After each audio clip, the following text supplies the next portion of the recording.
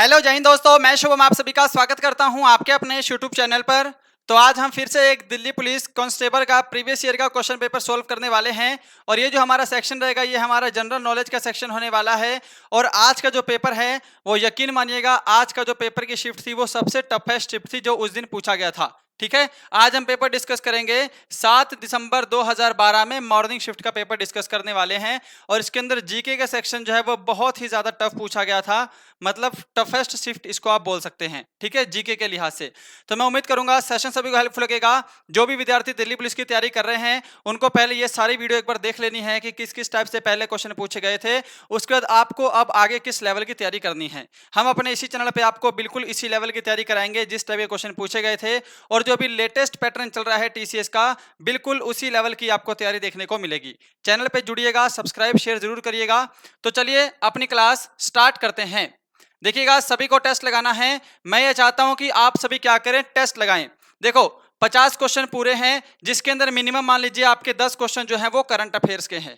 ठीक है, यानी कि आपके 40 क्वेश्चन हैं। और अगर आज के टेस्ट में आपने 40 में से सिर्फ 18 भी क्वेश्चन अटेम्प्ट कर दिए ना बिल्कुल सही, तो समझ लेना कि आप अभी भी पेपर दे सकते हो, आपकी तैयारी अच्छी है। बस इतना टफ पेपर पूछा गया था, मैं सिर्फ 40 में से 18 क्वेश्चन ही ठीक करने का टारगेट दे रहा हूं। बढ़ते हैं सेशन में। देखिए पहला क्वेश्चन पर जाने से पहले देखो, ये ओरिजिनल पेपर आपके सामने है। यहां पर हम टेस्ट नहीं लगा सकते, इसलिए मैंने क्या किया है, क्वेश्चंस को टाइप किया है। देखिए पहला क्वेश्चन है, अंग्रेजों ने बंग भंग को डैश में निरस्त किया था। बंग भंग आंदोलन आपको पता होना चाहिए 1905 में शुरू हुआ था। 1905 में इस आंदोलन की शुरुआत हुई थी। और यहां पर जो भी भाई ऑप्शन बी को आंसर दे रहे हैं 1911, उनका आंसर करेक्ट है। 1911 में बंग भंग आंदोलन को निरस्त कर दिया गया था। नेक्स्ट बढ़ते हैं क्वेश्चन नंबर सेकंड।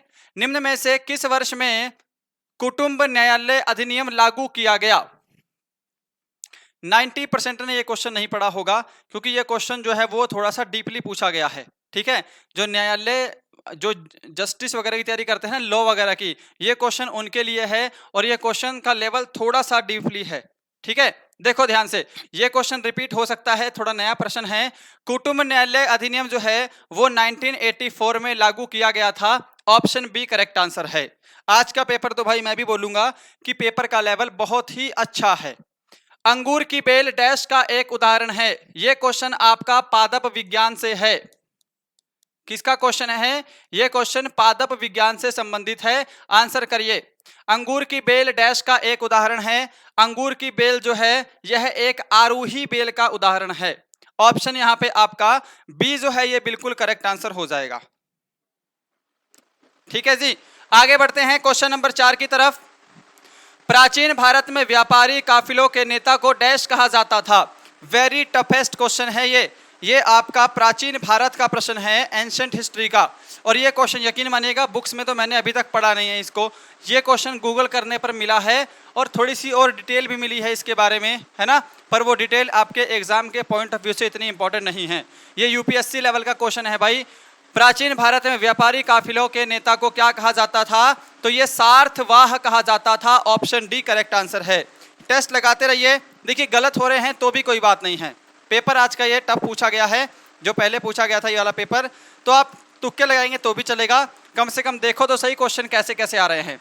ये क्वेश्चन आसान है, सभी ने पढ़ा होगा जो तैयारी कर रहे हैं।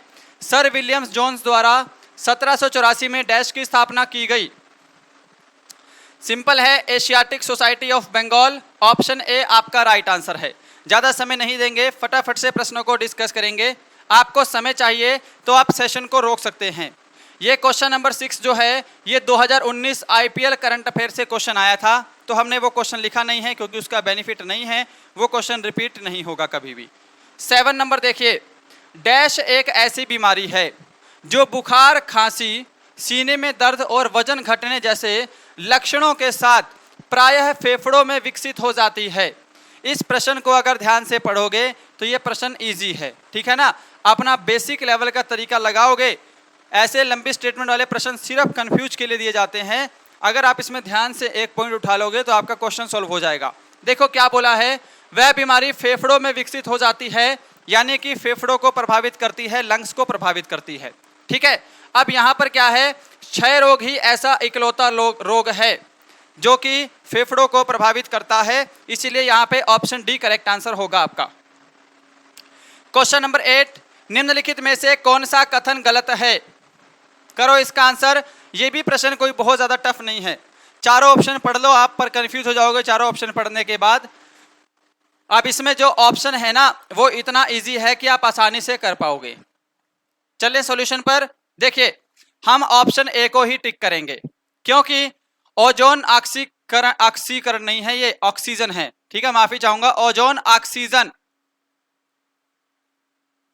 के 2 परमाणुओं द्वारा बनाया गया एक अणु है। ओजोन का सूत्र पता है, अगर आपको पता हो तो O3 ओजोन का सूत्र है। इसके अंदर ऑक्सीजन के 3 परमाणु होते हैं, यहाँ पे 2 परमाणु नहीं होते हैं। ऑप्शन ए करेक्ट है।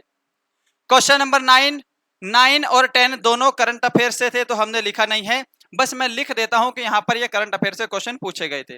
ठीक है, टोटल 3 करंट अफेयर आपके हो गए हैं आज के पेपर में। करंट अफेयर भी नोट करते रहिएगा किस किस टाइप के करंट अफेयर्स आ रहे हैं। देखो, निम्नलिखित में से कौन सा किसी देश की राजवित्त नीति का भाग नहीं होता है? ये क्वेश्चन भाई इकोनॉमिक्स से है। इकोनॉमिक्स से श्योरली आपके पास 2 से 3 या फिर 4 से 5 अगर शिफ्ट हार्ड बनाना हो तो ऐसे प्रश्न का आंकड़ा लेते हैं। इजी में 2 से 3 प्रश्न तो फिक्स हैं भाई, ये तो पैटर्न में है ही। अगर इसको टफ करना होगा तो 4 से 5 क्वेश्चन इकोनॉमिक्स के आ जाएंगे। और इकोनॉमिक्स जितना भी पढ़ लेना, इकोनॉमिक्स में थोड़ा सा स्कोर कम ही रहता है, थोड़ा सा टफेस्ट है ये, है ना। देखो ध्यान से, अब क्या है यहाँ पे, ऑप्शन बी करेक्ट आंसर होगा। अर्थव्यवस्था में धन की आपूर्ति जो है वह किसी भी देश की राजवित्त नीति का भाग नहीं है। नेक्स्ट है 12 नंबर। 12 नंबर देखिएगा, ये प्रश्न तो बेफिजूल का पूछा गया है, बेफिजूल का प्रश्न बनाया है, बट अगर हम ऑप्शन पे चले जाएंगे ना तो प्रश्न ये आसान लगेगा आपको। देखिए क्या है, भारत की जनगणना 2011 के अनुसार 41% से अधिक घरों में सर्वाधिक प्रचलित पेयजल स्रोत निम्नलिखित में से कौन सा है? सिंपल बताना है कि जो हमारे भारत में 41% लोग हैं वो सर्वाधिक पीने के लिए कौन सा जल यूज करते हैं। आपको पता है सबसे ज्यादा घरों में या तो ट्यूबवेल हैं या फिर हैंडपंप हैं, नलके हैं, है ना, या फिर ट्यूबवेल लगे हैं। देखो, कुआं यूज करते हैं लोग, गांव में करते होंगे, वैसे बहुत कम है, ना के बराबर है, बट कुछ गांव ऐसे हैं जहां पे करते होंगे। भाई 41% तो नहीं होंगे ना, वो 50% के आसपास का आंकड़ा बोल रहा है। नदी से तो भाई पानी पीता नहीं है कोई। नल जो है, नल क्या है, अब नल भी ट्यूबवेल हैंडपंप से संबंधित है ना, उसी के थ्रू पानी आता है नल में। ये ऑप्शन सी करेक्ट है, बिल्कुल अच्छा है। ये प्रश्न देखिए उस टाइम के करंट अफेयर्स का क्वेश्चन है, बट ये क्वेश्चन दोबारा से भी बन सकता है। प्रश्न क्या पूछा गया था, विनी महाजन डैश राज्य की पहली महिला सचिव थी। अब क्योंकि ये पहली महिला सचिव हैं तो ये प्रश्न अपने आप में इंपॉर्टेंट हो जाता है। किसी भी राज्य की पहली महिला सचिव कौन है? विनी महाजन है, ये ध्यान रख लीजिएगा। दूसरा, ये किस राज्य की बनी थी? तो ये पंजाब की बनी थी। ऑप्शन डी पर आंसर करेंगे। 14 नंबर देखिए आपके सामने, बांगरूबा समुदाय के लोगों द्वारा किया जाने वाला एक समूह नृत्य है। बागुरुम्बा, ठीक है, बागुरुम्बा किस समुदाय के लोगों द्वारा किए जाने वाला नृत्य है? ऐसे नृत्य रिपीट हो सकते हैं, एग्जाम में वही नृत्य पूछे जाएंगे लगभग जो कि करंट अफेयर्स या फिर स्टैटिक जीके से रिलेटेड होंगे। ज्यादातर करंट अफेयर से ही त्योहार, नृत्य, मेले ये सभी पूछे जाते हैं, है ना। लाइक नहीं किया है तो लाइक जरूर करिएगा सेशन को। देखो, बागुरम्बा जो है यह बोडो जनजाति द्वारा किए जाने वाला नृत्य है। यह कहां पर होता है? तो यह असम में होता है। क्या पता किसी शिफ्ट में असम के बारे में पूछ ले। आगे बढ़ते हैं 15 नंबर। 15 नंबर क्वेश्चन क्या कह रहा है आपसे, दून जिसको ड्यून्स और डैश शिवालिक के मध्य अनुदैर्य घाटियां हैं। हाँ जी, ये तो मैं क्या बताऊं, ये थोड़ा सा डीपली है ना। ऐसे प्रश्न अगर आपको नहीं आते तो यूज मत करिएगा, एग्जाम में ट्राई मत करिएगा, छोड़ दीजिएगा, क्योंकि ये ध्यान रख लीजिएगा ऐसे प्रश्न 99% को नहीं आते होंगे। सब लोग तुक्का मारेंगे तो उसका कोई बेनिफिट नहीं है। यहां पर निम्नतर Himalaya, option B correct answer होगा। 16 नंबर, आदिच नल्लूर पुरातात्विक स्थल डैश राज्य में स्थित है। अब देख लो कैसे क्वेश्चन पूछे गए हैं। ये क्वेश्चन शायद ही दोबारा कभी भी किसी एग्जाम में रिपीट हो, ऐसा प्रश्न है ये।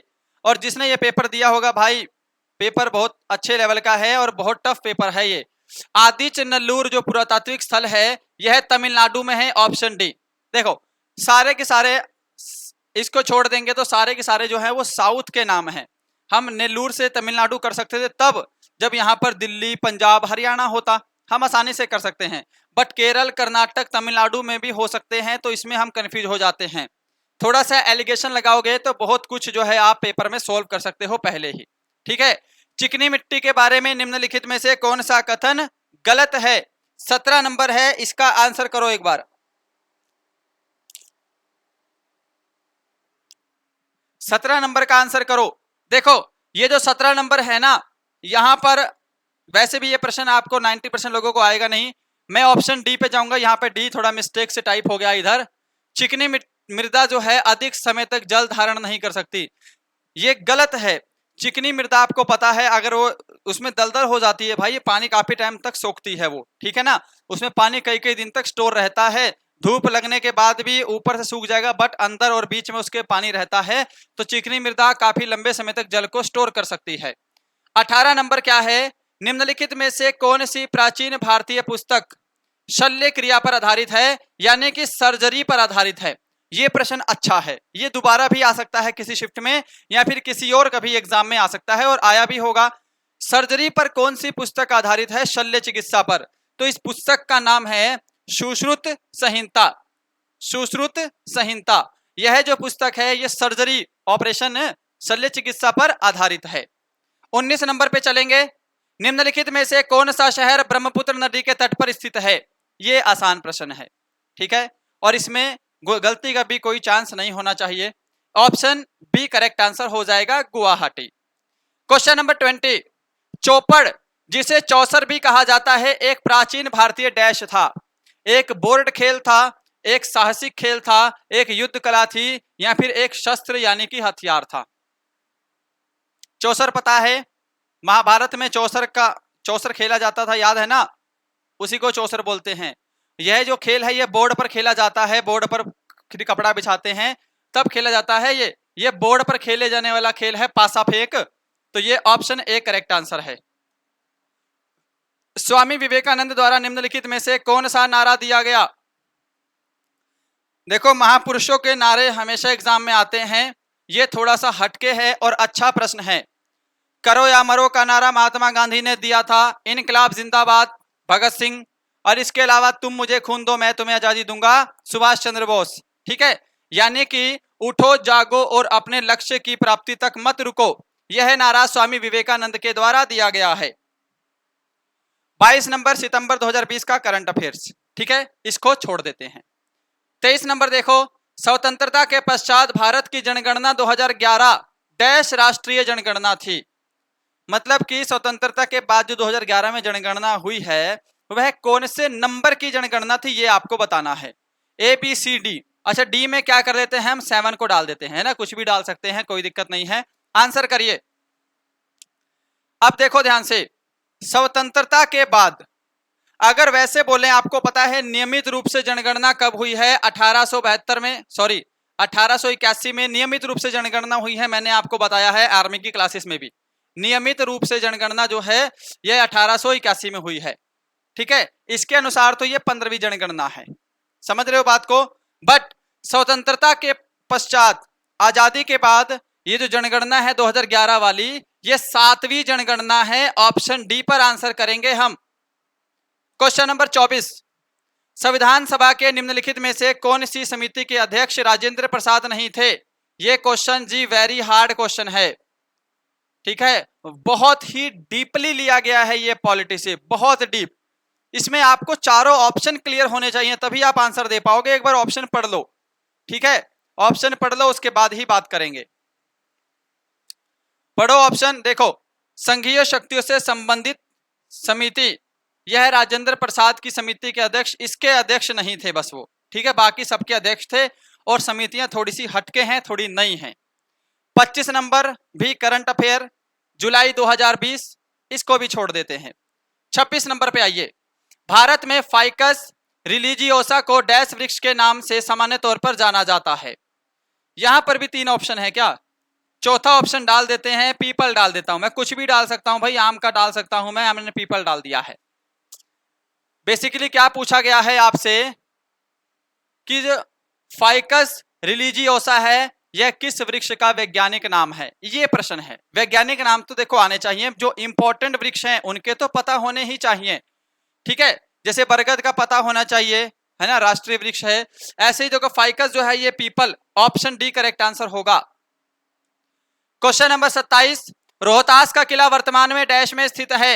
Nepal, Pakistan, Bangladesh, Bharat.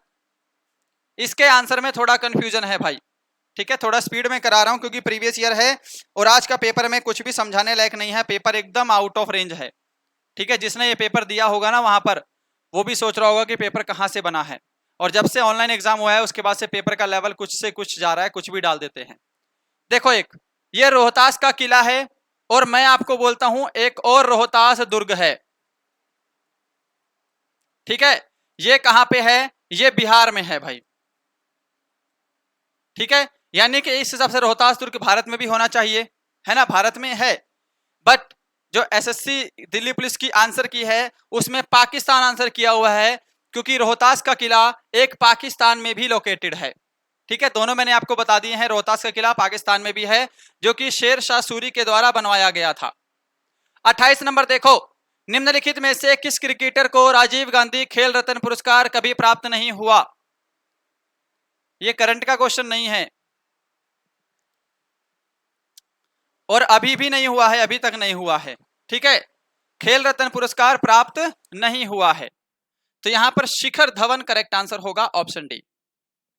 Question number 29, R Praggnanandhaa का संबंध निम्नलिखित में से किस खेल से है? इस बार दिल्ली पुलिस में यह क्वेश्चन बनेगा, क्योंकि आपको पता है आर प्रज्ञानंद जो है वो फाइनल में पहुंच चुके हैं शतरंज, विश्व शतरंज चैंपियनशिप में, है ना। और कार्लस मैग्नस के साथ उनका लास्ट मैच है, अभी मैच हुआ नहीं है। अगर वो जीत जाते हैं तो वो क्वेश्चन 100% छपेगा, वो हार भी जाते हैं तो भी वो क्वेश्चन छपेगा एग्जाम में, ठीक है। इसका ध्यान रखिएगा। आर प्रज्ञानंद जो है ये शतरंज से हैं, ऑप्शन ए। 30 नंबर है आपके सामने, ये क्वेश्चन देखो, ये भी क्वेश्चन का लेवल ना बहुत हटके है और थोड़ा हाई है, ठीक है। क्वेश्चन क्या है? गुरु गोविंद सिंह और मुगलों के बीच हुए युद्ध में, ठीक है, वीर गति प्राप्त करने वाले योद्धाओं की याद में पंजाब में डैश आयोजित किया जाता है। इसका आंसर करिए, इसका आंसर क्या करेंगे? यहां पे माघी मेला करेक्ट आंसर है, ऑप्शन डी। ये थोड़ा सा क्वेश्चन हाई लेवल है भाई, ये पूरा पेपर टफ बनाया है, बिल्कुल टफेस्ट शिफ्ट है ये। निम्नलिखित में से कौन सा कथन गलत है? लो इसका आंसर करो, अब इसका आंसर करो, कौन सा कथन गलत है। और ये गलत मत करना, ये आप ऑप्शन पढ़ते ही समझ जाओगे इसमें क्या आंसर होने वाला है, तो इसको गलत मत करिएगा। कुछ प्रश्न ऐसे हैं देखो डरावने लगते हैं, लंबे लंबे, बट अगर आपने बेसिक्स क्लियर किए हैं तो बहुत सारे क्वेश्चन आपके बेसिक्स से क्लियर हो जाएंगे। और जो क्वेश्चन आउट ऑफ रेंज है तो वो तो फिर आउट ऑफ रेंज सभी के जाएगा, है ना। यहाँ पे ऑप्शन एक गलत है भाई। देखो, मानव शरीर में आयोडीन की कमी से एनीमिया, आयोडीन की कमी से घेंघा रोग होता है। एनीमिया रोग कब से होने लग गया? अनीमिया रोग तो आयरन की कमी से होता है, ठीक है। तो ये ऑप्शन ए राइट। 32 नंबर, केंद्रीय बजट 2021-22 से, तो ये भी क्वेश्चन करंट का है, इसको हटा देते हैं। 33 नंबर देखिएगा, बच्चों की कहानी पुस्तक डैश में अकेला एक काल्पनिक पात्र है। बच्चों की कहानी पुस्तक में एक अकेला काल्पनिक पात्र कौन सा है? ठीक है, ये क्वेश्चन समझ में नहीं आया क्या क्वेश्चन है भाई। यहाँ तो पुस्तक का नाम है बच्चों की कहानी, उसमें एक अकेला पात्र है जो कि क्या है, द जंगल बुक के मोगली का। ये ऑप्शन ए यहाँ पे एसएससी की आंसर की है। आगे बढ़ते हैं 34, तो 34 भी केंद्रीय बजट 2020-21, इसको भी छोड़ देते हैं। निम्नलिखित में से कौन सा कथन सही है? इसका आंसर करिए। ये थोड़ा सा जियोग्राफी का क्वेश्चन है और ये मैं मीडियम लेवल का बोलूंगा, आपको स्थितियां तो पता होनी चाहिए। ये तो मीडियम लेवल का क्वेश्चन है, इसको मैं बहुत ज्यादा हार्ड नहीं कह सकता, क्योंकि ये क्वेश्चन जो है अपन ने पढ़ते ही सॉल्व कर दिया था। ये क्वेश्चन में कुछ ज्यादा रॉकेट साइंस नहीं है। देखो, भारत के दक्षिण पश्चिम में अरब सागर स्थित है, ऑप्शन ए करेक्ट आंसर होगा इसका।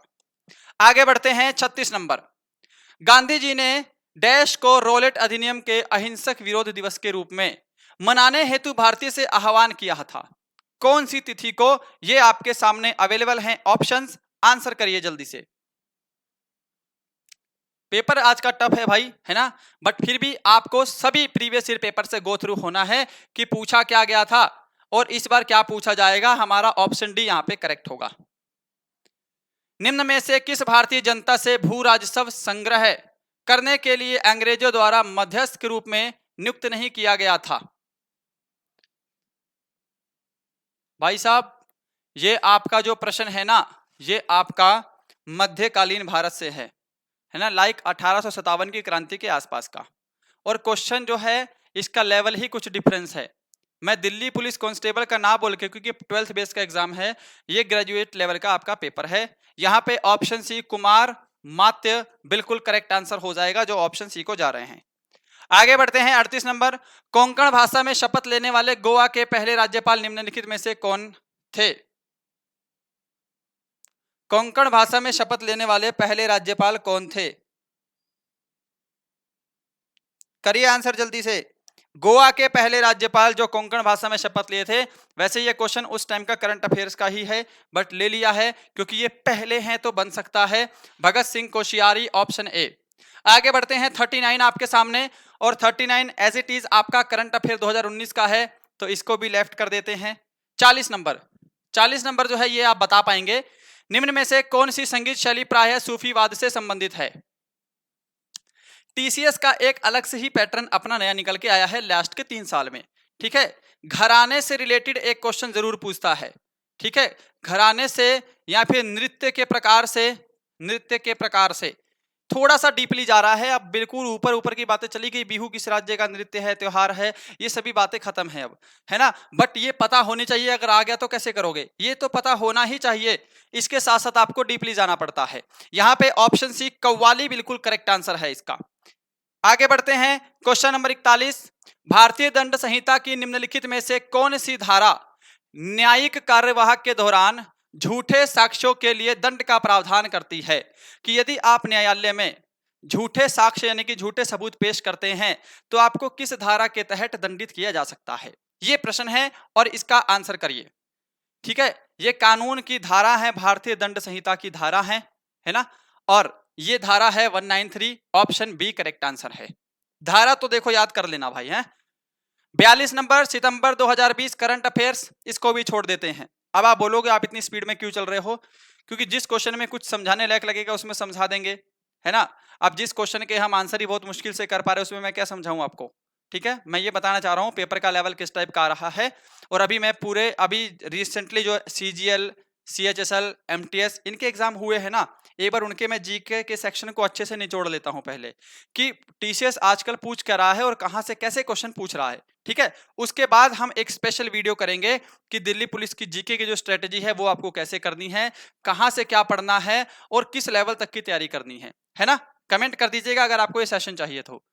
बोला है किस संविधान संशोधन अधिनियम द्वारा भारतीय नागरिकों के लिए मतदान की आयु 21 वर्ष से घटाकर 18 वर्ष कर दी गई?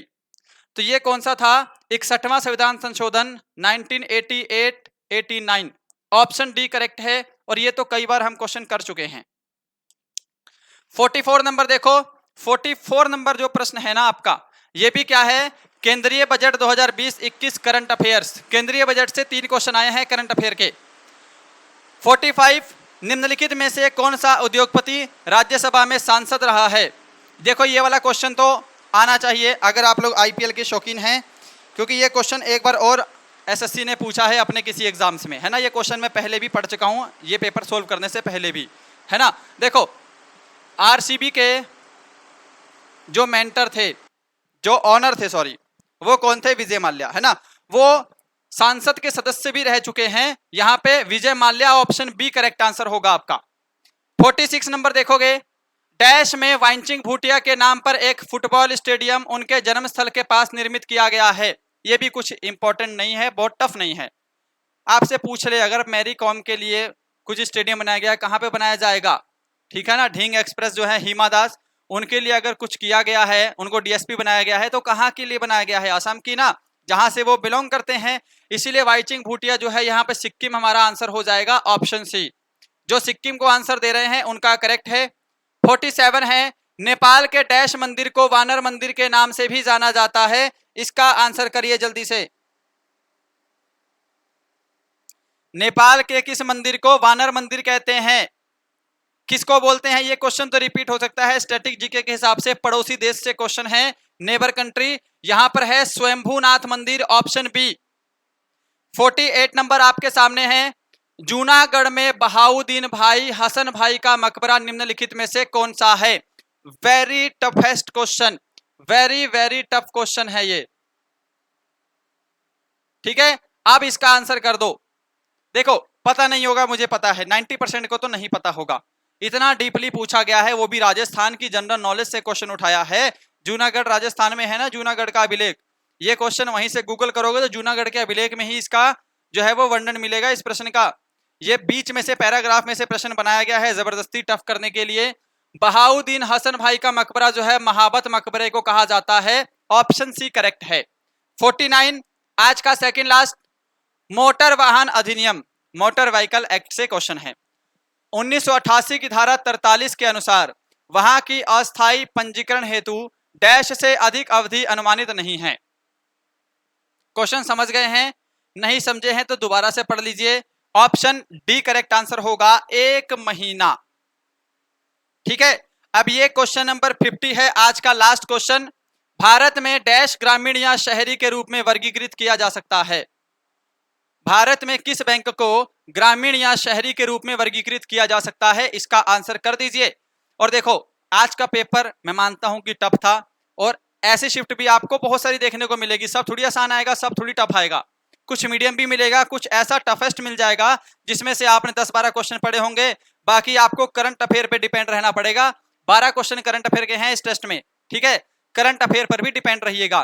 तो मैं ये कहूंगा जीके आप पढ़ते रहिए, अच्छी बात है, बट करंट अफेयर को जीके से भी स्ट्रॉन्ग बनाइए, क्योंकि करंट अफेयर ही ऐसा सब्जेक्ट है, आप 10 में से 8 क्वेश्चन ठीक कर पाओगे अगर आपने करंट अफेयर अच्छे से पढ़ा है।